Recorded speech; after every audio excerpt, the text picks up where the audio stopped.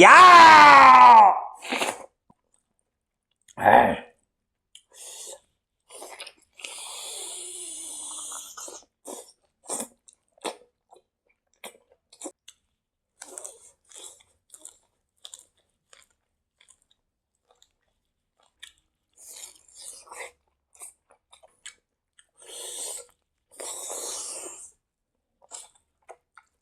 쌈 전주. 저는 먹자.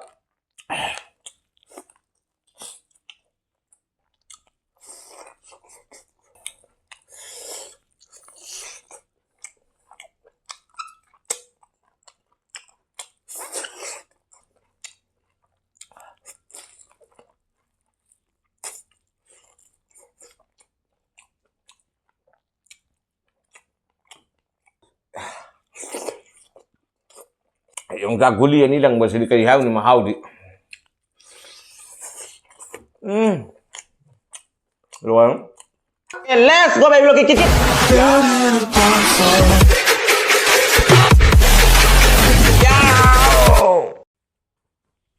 Hai maya itu matang kasi yono video ang pudun laksa ngasi kadi mathensa na dulu maya miyang tabi na segi mathenga makere segi taun jere ko. Asige siga wokka yerum ko thongmo le jere pokka yerum ko thongmo le jere moi mani thongmagi siga mahi le jere extra gravy le jere asige yongchak le jere kurum laung sai be dangte yongchak le jere asige siga na khoi gi tonga metpa hai tare khoi ngari metpa hai tare adoma le jere mahi kara hapaga tonga kanji gi type ta khoi gi kadi hai ngari metpa hai tare kang met hai tare adumai ma le jere asige siga ko na bai da kaino le jere gi ekaithibi le jere sige su ekaithibi ngakani so bo jati ekai pangthi de thi mo se hek so ko da umjali sumaina ekaithhiana aseni ngasi gi mathen dor miam chaba hono betor ke let's go babyblogkitkit yaw to jara ke ngasi mathen mo jab de ko num shortcut mathen ni yerum ga okka oksa ga yerum ga to na punna thongjare maji siga le jere asige sena yongchak maru se kurum la bom pokhan ge arge sige na tonga metpa ngari metpa ma le jere mahi kitang hapaga ko na sabai de makta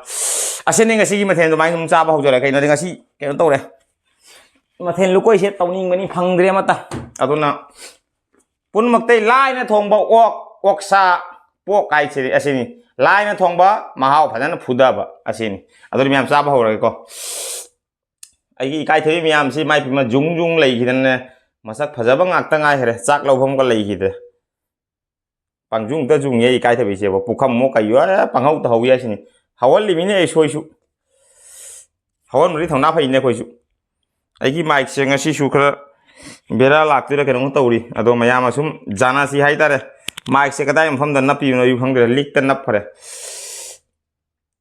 ai spok ma hi jong du langtik lang mani jong kamai tawri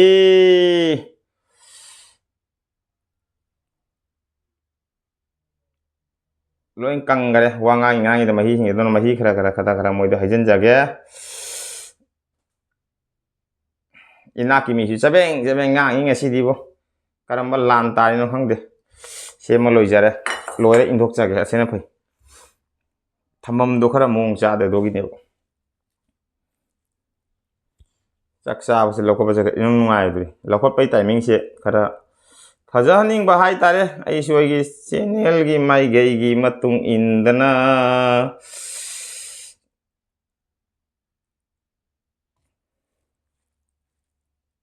onthani ngai khoi onthagi nu ngai khoi nang pok nang su kai no he aina sa do nang du pangu to onthani nang su kai talli he mai to ri ikai thei mi am he lobhom chapom ko khang gre bo adur mi am sa ba no betor ka let's go babyblogkitkit ya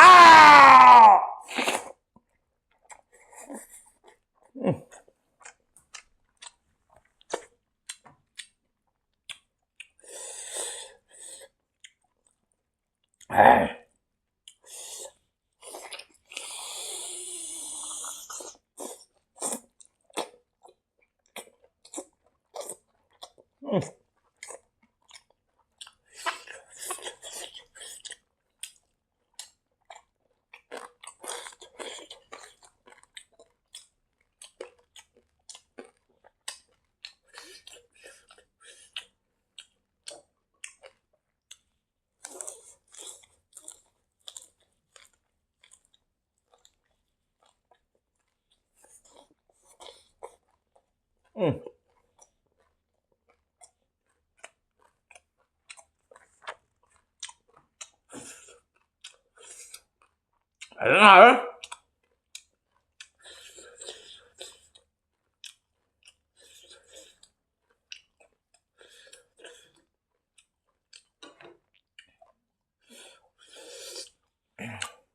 sao giảm phần đi. Sẽ thằng cái mà nó. Sẽ nghe nó. Sao mà đôi gì mà chạy.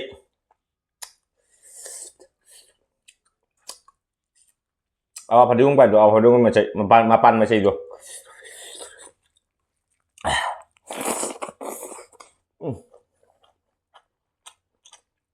Ada kini yerum ni tu.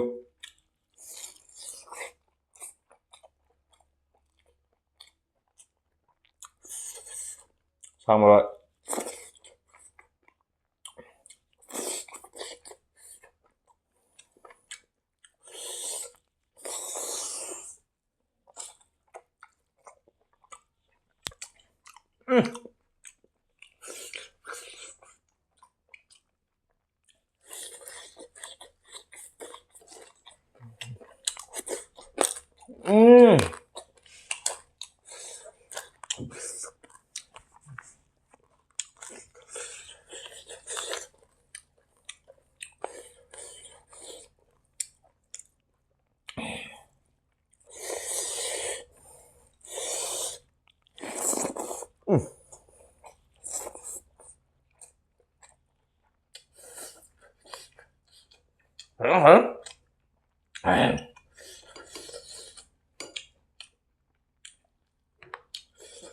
Simba tới tây này mà sang sao mà sẽ xôi nó sao bằng cái phải dân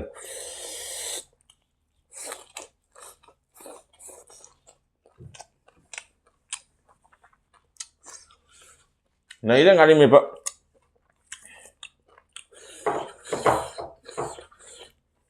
ra cái đồng trà ngay đi mày vợ ra cái sao này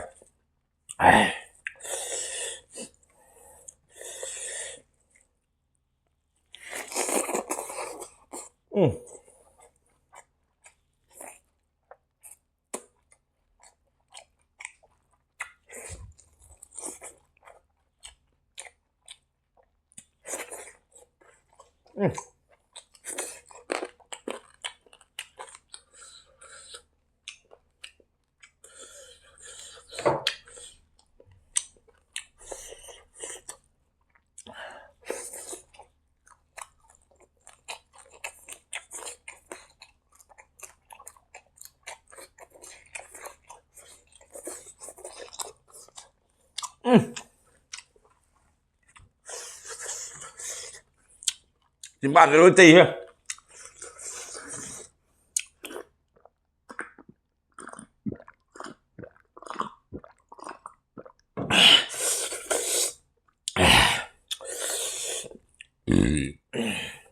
ekaithibi có chạm vào quay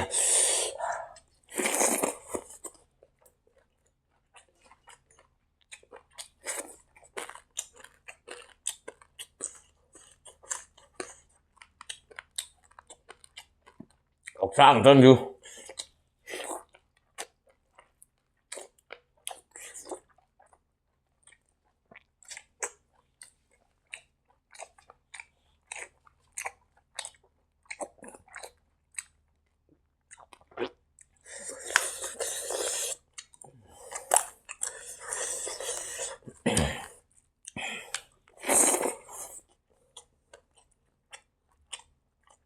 thế đúng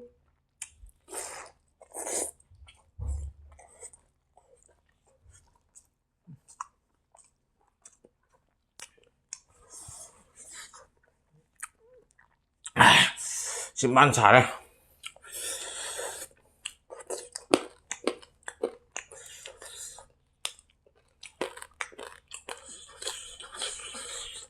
Cuman ekaithibi masapan bisa morok ko bakrawat ko pada krawat wai hai hảo đi hảo bạn chim bạn là phùng chay chảy phùng tây tây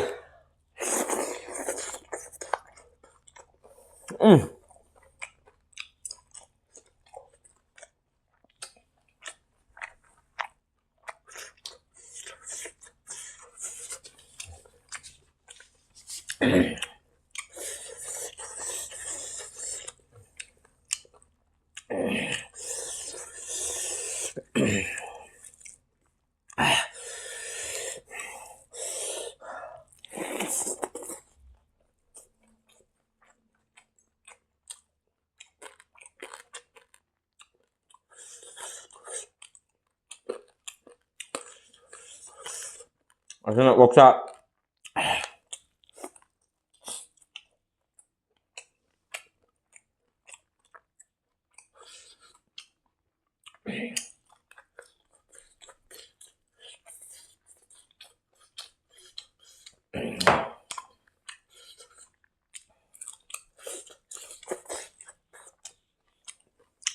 Mahal itu.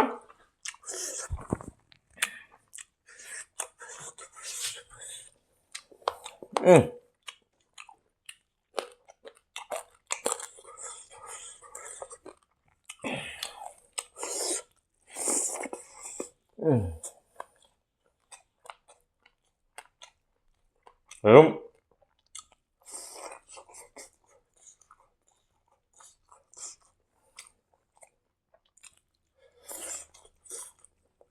Siu yerum mà liều.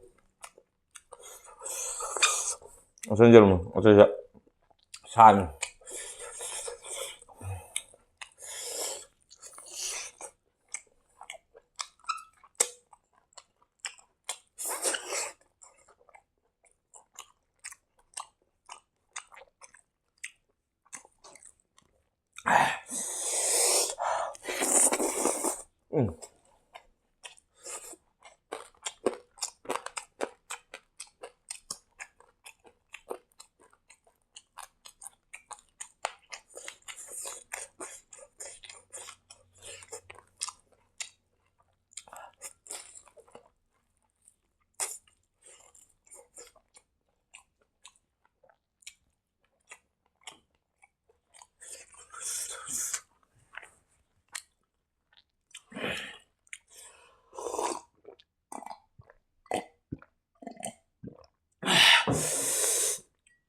Simpan blok sana boh.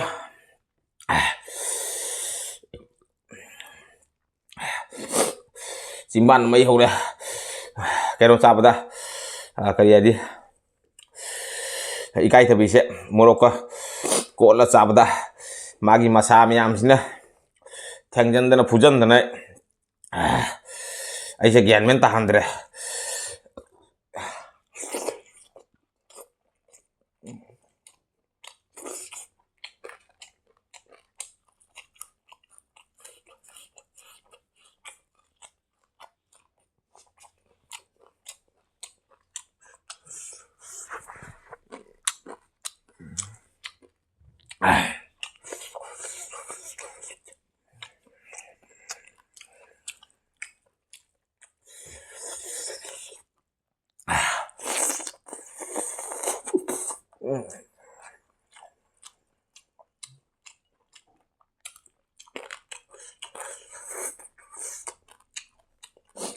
Tak sapong mo daw. Yung kagulian nilang ba sila kay ni mahaw di. Luang.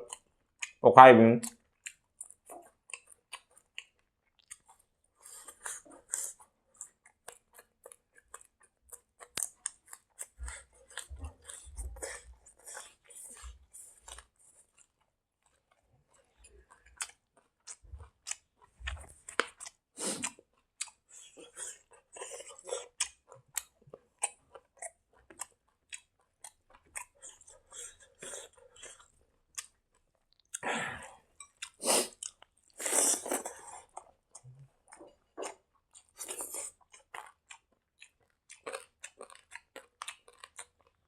Ay, mag-jaw di ba? Jaw di.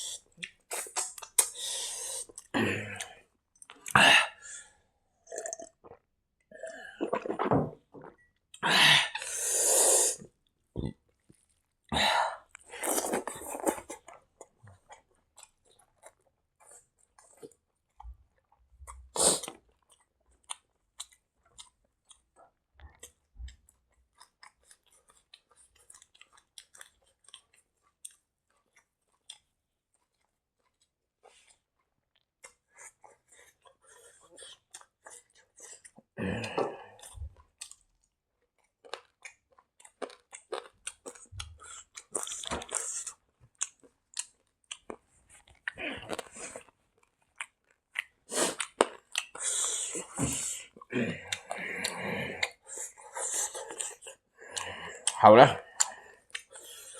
là trong xung quanh mấy xí này tờ chỉ mang đi để xem mấy nó xả đấy xem mua mấy persen nào cái thì bây giờ phần mình nha lupa thằng là sao bây giờ sẽ lôi khô lại bỏ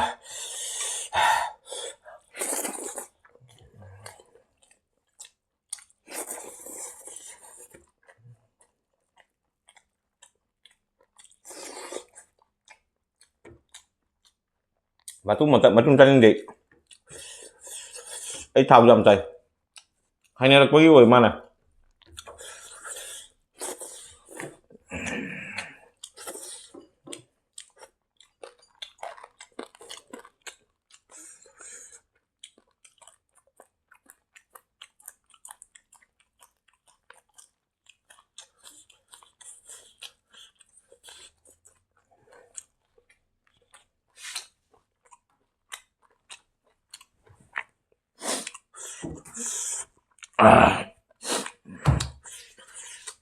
Saya lagi manung sangat ada manung sasaning di waktu lu aja hung ke masih hung ke leo lah